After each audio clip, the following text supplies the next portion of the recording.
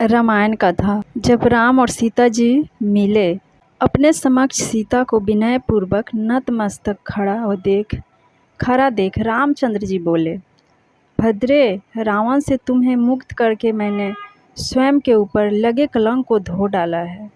शत्रु जनित अपमान और शत्रु दोनों को ही एक साथ मैंने नष्ट कर डाला है। इस समय अपनी प्रतिज्ञा को पूरी करके मैं उसके भार से मुक्त हो गया हूँ। युद्ध का यह परिणाम मैंने तुम्हें पाने के लिए नहीं किया है, बल्कि वह केवल सदाचार की रक्षा और फैले हुए अपवाद का निराकरण करने के लिए किया है। तुम्हारे चरित्र में संदेह का अवसर उपस्थित है, इसलिए आज तुम मुझे अत्यंत अप्रिय जान पड़ रही हो। अतः हे जानकी कुमारी, मैं तुम्हें अनुमति प्रदान करता हूँ कि तुम्हारी जहाँ इच्छा हो चली जाओ। रावण तुम्हें अपनी गोद में उठाकर ले गया और तुम पर दूषित दृष्टि डाल चुका है। ऐसी दशा में मैं फिर तुम्हें कैसे ग्रहण कर सकता हूँ? मेरा यह निश्चित विचार है। अपने पति के ये वचन सुनकर सीता के नेत्रों से अश्रुधारा बह चली। वह बोली, वीर, आप ऐसी अनुचित कर्णकटु बातें सुना रहे हैं जो निम्न श्रेणी का पुरुष भी अपनी निम्न कोटि की स्त्री से कहते समय संकोच करता है। आज आप मुझ पर ही नहीं, समुचित स्त्री जाति के चरित्र पर संदेह कर रहे हैं। रावण के शरीर से जो मेरे शरीर का स्पर्श हुआ है, उसमें मेरी विवस्था ही कारण थी, मेरी इच्छा नहीं। जब आपने मेरी खोज लेने के लिए लंका में हनुमान को भेजा था, उसी समय आपने मुझे क्यों नहीं त्याग दिया? इतना कहते कहते सीता का कंठ अवरुद्ध हो गया। फिर वे लक्ष्मण से बोली, सुमित्रा नंदन, मेरे लिए चिता तैयार कर दो। मैं मिथ्या कलंक से कलंकित होकर जीवित नहीं रहना चाहती। मेरे स्वामी ने भरी सभा में मेरा परित्याग कर दिया है, इसलिए अग्नि प्रवेश ही मेरे लिए उचित मार्ग है। लक्ष्मण ने दुखी होकर श्री राम की ओर देखा और उनका स्पष्ट संकेत पाकर उन्होंने चिता तैयार कर दी। श्री राम की प्रलयकारी मुख मुद्रा देखकर कोई भी उन्हें समझाने का साहस न कर सका।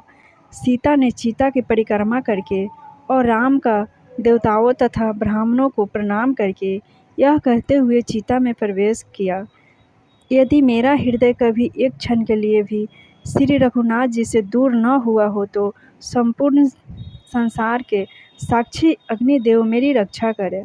वैदेही को अग्नि में प्रवेश करते देख सभी उपस्थित वानर और राक्षस हाहाकार करके रोने लगे। तभी ब्रह्मा, शिव, इंद्र, वरुण सहित अनेक देवताओं ने श्री राम के पास आकर कहा, श्री राम, आप ज्ञानियों में श्रेष्ठ हैं, फिर इस समय आग में गिरी हुई सीता की उपेक्षा कैसे कर रहे हैं? आज आप यह साधारण अज्ञानी मनुष्य जैसा आचरण क्यों कर रहे हैं? इसी समय मूर्तिमान अग्निदेव वैदेही सीता को चिता में लेकर उठ खड़े हुए। उस समय सीता जी प्रातःकालीन सूर्य की भांति कांति युक्त प्रतीत हो रही थी।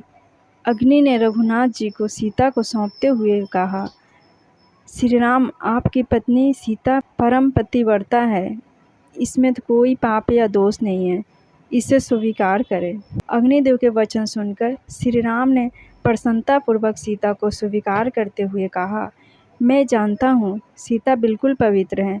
लोगों को इनकी पवित्रता का विश्वास दिलाने के लिए मुझे यह परीक्षा लेनी पड़ी। आप सब लोग मेरे हितैषी हैं, इसलिए कष्ट उठाकर इस समय यहाँ पधारे हैं। राम के वचन सुनकर महादेव जी बोले, श्री राम, दुष्ट दलन का कार्य संपन्न हुआ। अब आपको शीघ्र अयोध्या लौटकर माताओं, भरत, पूर्ववासियों आदि की व्याकुल प्रतीक्षा की घड़ियों को समाप्त करना चाहिए। देखो, सामने आपके पिता दशरथ जी विमान में विराजमान हैं।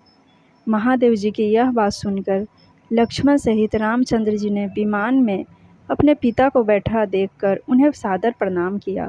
महाराज दशरथ ने उन्हें आशीर्वाद देकर स्वर्ग को प्रस्थान किया।